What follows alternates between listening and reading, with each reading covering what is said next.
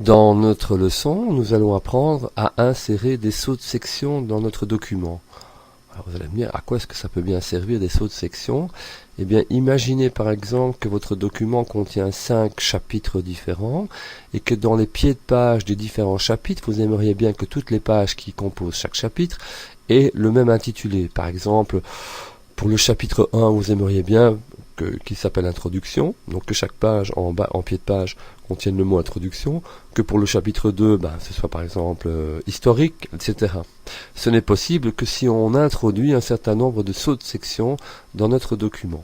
Alors je me suis déjà positionné à la page 5, et là j'aimerais bien que commence ma deuxième section. Comment vais-je faire? Je vais dans mise en page, et je vais dans saut de page, et dans saut de page, je parcours et je vais sur continu, de manière à ce qu'il me crée un saut de page, un saut de section, pardon, invisible. On ne voit apparemment rien qui se passe. Je descends un peu plus bas. J'arrive à une autre page, ici, peu importe. Et là, j'aimerais bien insérer mon deuxième saut de section. Je fais la même opération, donc je clique sur saut de page. Et je vais sur continu, je clique sur continu, donc là j'ai de nouveau un saut de section qui s'opère, et donc j'introduis d'abord les sauts de section dans mon document, donc je le fais une troisième fois, voilà, et une quatrième un peu plus loin, de façon à avoir 5 sections différentes dans mon document. Voilà.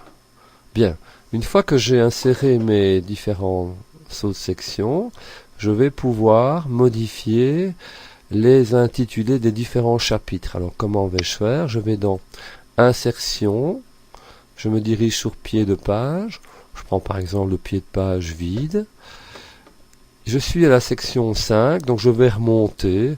Alors admettons que dans la section 5, je veuille mettre le mot conclusion.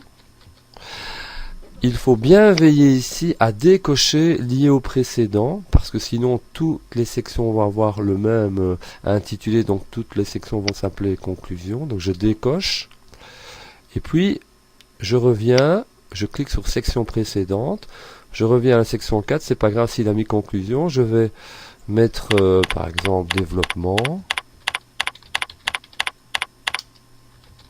et je décoche également lié au précédent. Je viens à la section précédente. Ici, je vais mettre, je sais pas moi, historique. Je décoche lié au précédent. Je viens à la section 2. Je mets photo. Je décoche lié au précédent. Je reviens enfin à la première section. Et dans cette première section, je mets introduction.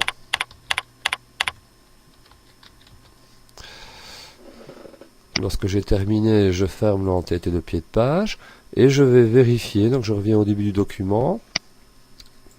Au début du document, j'ai bien introduction.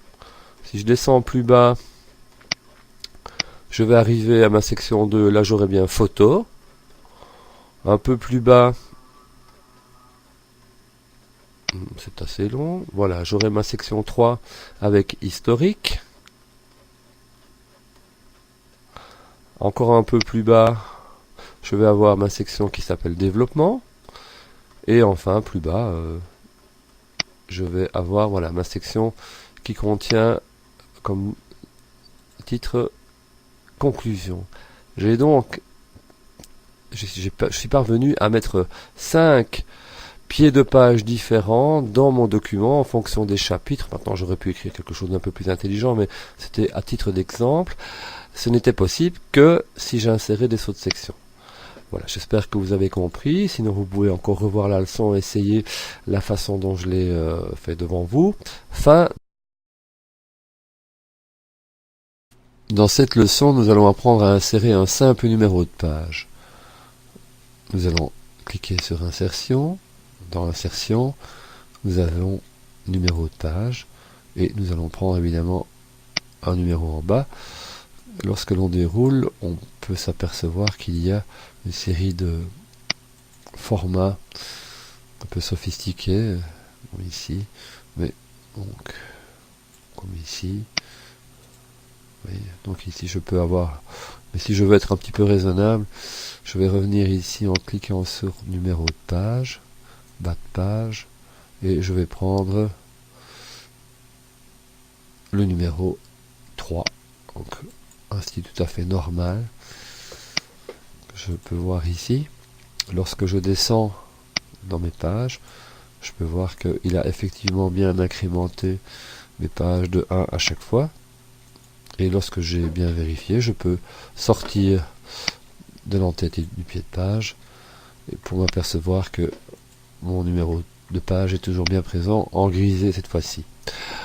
Nous verrons plus tard comment on peut altérer l'ordre normal d'incrémentation des pages, mais actuellement pour cette leçon, nous avons vu comment insérer simplement une numérotation dans un document. Fin de cette leçon.